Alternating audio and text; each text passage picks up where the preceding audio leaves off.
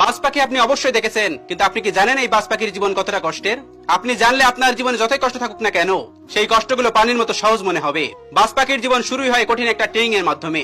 যেই ট্রেনিং তাকে অন্য পাখিদের সঙ্গে রাজ করতে শেখায়, যেই ট্রেনিং তাকে মেঘকে ভেদ করে মেঘের উপরে উঠতে শেখায়। তার জীবনের শুরুতে এমন কঠিন ট্রেনিং গুলো তার পরবর্তী জীবনে চড়াই উঠতি গুলো পার করতে সাহায্য করে। সাধারণ পাখিরা তার বাচ্চাদেরকে ততদিন পরিচালনা করে যতদিন তারা একা খেতে না পারে, কিন্তু বাজ পাখির বেলায় এটা সম্পূর্ণ ভিন্ন। বাচ্চা ডিম ভেঙে বের হওয়ার কিছুদিন পরেই শুরু হয় তার জীবনের সব থেকে বড় ট্রেনিং। সাধারণত মা পাখিরা যেমন দূর থেকে খাবার সংগ্রহ করে এনে বাচ্চার মুখে ঠেলে দেয়, তবে বাজ পাখির ক্ষেত্রে এই ব্যাপারটা সম্পূর্ণই আলাদা। মা পাখিরা দূর থেকে খাবার সংগ্রহ করে আনে ঠিকই, কিন্তু তার মুখে তুলে দেয় না।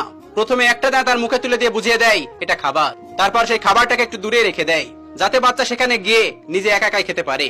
কিন্তু বাচ্চারা ব্যর্থ হয়, কারণ তার সেখানে যাওয়ার মতো ক্ষমতা এখনো তার হয়ে ওঠেনি, তার পায়ে এতটা শক্তি এখনো হয়ে ওঠেনি। কিন্তু খিদার জ্বালা যে অনেক বড় জ্বালা। অনেকটা কষ্ট করার পর অনেকটা কষ্ট করে সে খাবার পর্যন্ত যায়, কিন্তু খাবারটা কিভাবে খেতে হয়, খাবারটাতে কিভাবে মুখ দিয়ে ঠোকর দিতে হয় সেটা সে এখনো জানে না। কিন্তু হাজারবার চেষ্টা করার পর সেটা সে শিখে যায় কিভাবে সেটা খেতে হয়। এভাবে সে আস্তে আস্তে হাঁটতেও শিখে যায়, খেতেও শিখে যায়, খেতে আর হাঁটতে সে সফল হয়ে যায়। তবে তার ভোগান্তি এখনই শেষ নয়, এখন তার উঠতে হবে। এটা হলো তার জীবনের আরো বড় একটা ট্রেনিং। তাও আবার যেমন তেমন ওরা নয়, উঠতে হবে তা আবার মেঘের উপর দিয়ে।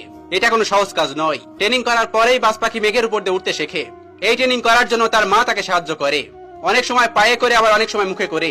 তার মা তাকে নিয়ে মেঘের উপরে চলে যায়, তারপর হঠাৎ করে সেখান থেকে তাকে ছেড়ে দেয়। তারপর বাচ্চাটি বাঁচার জন্য ডানা চাপটাতে থাকে, কিন্তু সে উঠতে পারে না।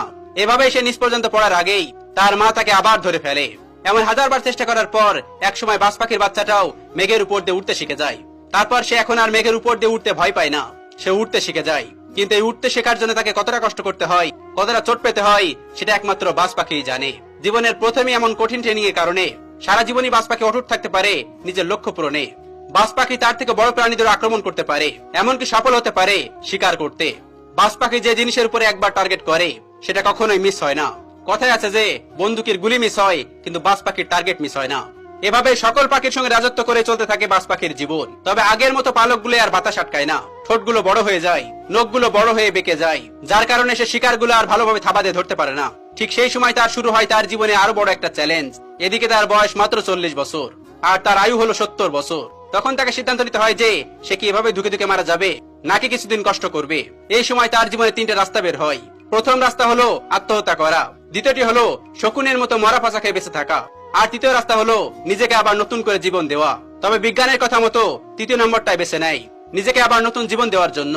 সে চলে যায় বড় একটা উঁচু পাহাড়ে, সেখানে গিয়ে আস্তানা গাড়ে। সেখানে গিয়ে তার শরীরের সমস্ত পালক তার ঠোঁট দিয়ে একটা একটা করে তুলে ফেলে। কি অনেক কষ্ট, না কোনো কষ্টই না।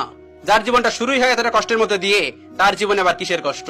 তারপর সে তার শরীরের সমস্ত পাখনা তুলে ফেলে, তারপর তার ঠোঁটটা পাথরে আঘাত করে ভেঙে ফেলে, তারপর তার পায়ের নখগুলো পাথরে আঘাত করে ভেঙে ফেলে।